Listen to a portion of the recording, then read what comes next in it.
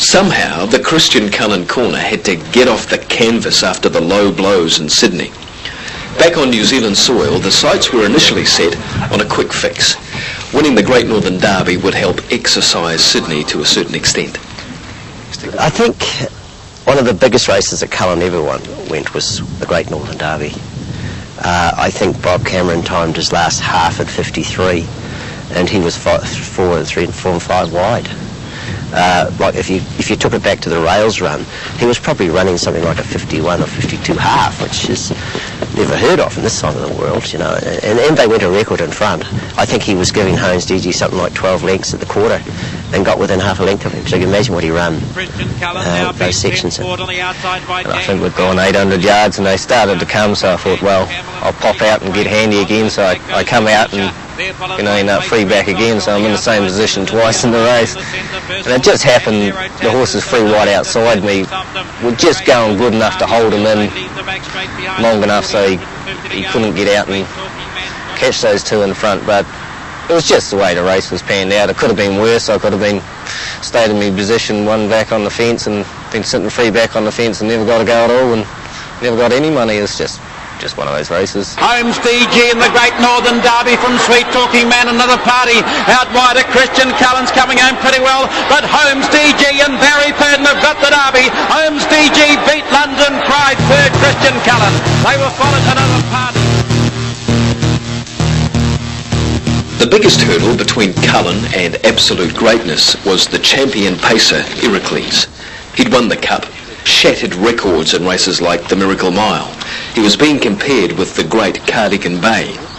Cullen's early driver, Ricky May, had chosen Heracles over the Rising Star earlier in his career, when a clash in that doomed Miracle Mile had loomed between the two. Yeah, it was a big decision. I thought he may be a wee bit early for him, to race against the guns as a 3-year-old, but I thought, the way Heracles and that had been going, he was probably the best driver at the time. Dan Campbell had also experienced the greatness of Heracles when he'd been at Robert Cameron's. Yeah, Heracles, he gave you a great feeling driving him. He was a big, powerful horse. He could sort of really wind up to top speed and just keep on trucking. And he was more of a horse. He could outstay the other horses. He could probably run the same times as Christian Cullen, but if you wound him up from the half, you could run a half of 56. Whereas Christian Cullen, he could stack him up and get to the quarter and run you a quarter in 26, 27 type thing. Heracles was a big free going horse and liked to be out in the open and out in front, sort of rolling on and making everyone's chase him a bit. The rights and the wrongs, whys and wherefores were down to be settled in one of the great spring races on the trot calendar, the Ashburton Flying Stakes. It's a bit like being a great young player at football, but when you play for the All Blacks, you're up against the best, and the people are there to criticise you if you don't go good. And that was the turning point for us with him. Campbell was in no doubt the fact that he'd driven Heracles was a big advantage going into the Ashburton Flying Stakes. He knew what he had to do to beat the equine Hercules with Cullen, not only in Ashburton, but in future. Yeah, it was a race that I really had to go out there and probably stamp a bit of authority with the New Zealand Cup coming up. I thought this is the day people got to see how good he is, so I could determine what I was going to do in the New Zealand Cup. Heracles went out and went ahead of them, and as they race to the winning post, and Heracles goes to the front, and he hits the front with a lap to go from Anvil Barnes. Out wide, Christian Cullen's going to go round and sit wide in between horses. Happy Asset. I made a move down the front straight to get the front, and then of course Christian Cullen come round as well and attacked me, and we went that hard. I felt I had to give him the front, and and he was too good on the day. I figured that I couldn't have done any more to beat him. I did my best to beat him, and the other horse was just better on the day. And I was back a bit, and I thought, well, if I leave him in front, he's going to run them along, and I'm not going to catch him. He's going to sort of get away on me, so I had to come out, and I thought, well, this is the day I prove that I've got the better horse, and I had to chase him to the front and really make him work to get to the front. And then I sort of stacked him up a bit and sprinted him home, and the Heracles couldn't come off my back and beat me. Heading for home, Christian Cullen the inside. Can he sprint them now? There's a Franco struggling a bit in the middle of the track. Heracles waiting to come off the back of Christian Cullen. Further out, there's a Franco. Christian Cullen by 2. Here comes Heracles. It's Christian Cullen. Heracles He's trying to get to him. It's the sensation though. Christian Cullen wins it from Iraklis, and Bill Vance gets through to third. It was the sort of the start of everything. It sort of stamped his authority, and from then on I think people were a wee bit scared of him. They were sort of expecting Iraklis to beat him that day, and when Christian Cullen come out and beat him, it was like, whoa, you know, what do we do now to beat this horse type of thing? It was sort of the stepping stone of a lot of his wins, probably. I think we proved to the world that he was extra good. And after that, instead of being nervous, were you always confident that you could beat anything?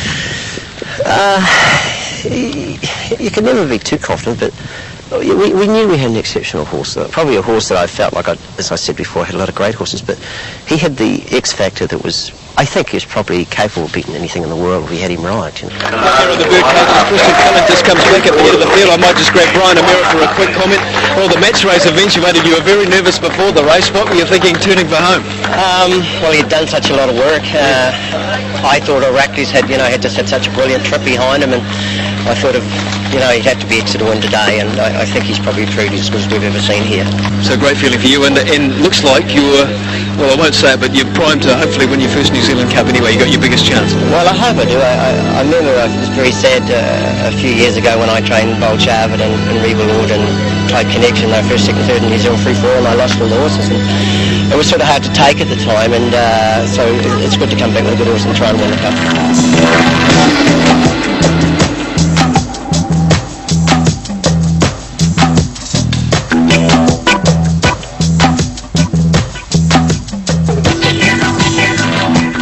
It was going to be the best New Zealand Cup in years, that 1998 version.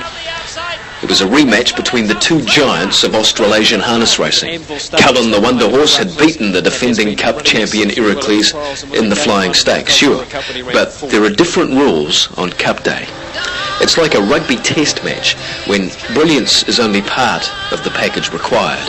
Experience and strength are a must as well, which for many had tipped the scales back to almost even when measuring the two crowd favourites. Atmosphere-wise, I thought it was, like, I might be biased insofar as that we had the horse, the favourite in it, but the crowd itself were buzzing. Yeah, I'd always sort of been coming to the races, and Cup Day was always a big day, and you always used to stand there and think, shit, it'd be great to be out there amongst them, and dream to sort of win it type of thing. Oh, everybody dreams to win the New Zealand Cup. I can go way back to Gold Bar, Highland Fling, Lordship, all those horses, and I dreamed about winning it. It is still the greatest thing that's ever happened to me.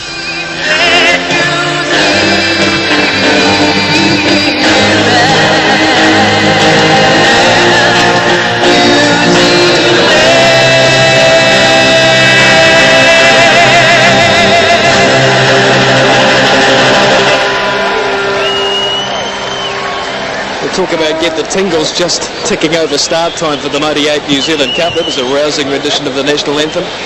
Back over at the starts. I felt probably more lucky than anything, you know. It could have been of any 10 drivers driving him, you know. I just felt I was lucky to be on him and just made the most of the situation, really. They're nearly ready, the barriers fly, they're racing, and Silk Brocade stepped well to be the leader. Adia Routine broke, Roy Marks out with the leaders. Christian Cullen's on the journey, is wide. Franco and Forces whipped past him early. They were... You still had to go into the New Zealand Cup with a wee bit of a chance because Iraklis was such a great star. I know Christian Cullen was too. He proved that in the Flying States, but, you know, it was a 50-50 call. I didn't go in as though I thought that Christian Cullen was going to beat me or anything. I thought I had as good a show as he did, but as it turned out that, you know, they both went huge races in the Cup. Both Iraklis and Cullen were near the rear of the field in the early stages. Dan Campbell, having laid the foundation at Ashburton, didn't wait long before he once again set about dominating the race. Yeah, I wanted to be up handy. I knew Iraklis being off the back mark. I knew he was going to have to be handy some part of it, so he made a pretty good beginning, and I was caught out wide even with cover, and I thought, do I go back, do I go forward? And I thought, well, I'm here now, I might as well press on, because I knew Iraklis would have to do some work later on in the race, so I thought, well, I might as well get there first and tootle around and have a bit of a breather till he gets there and till the fireworks begin.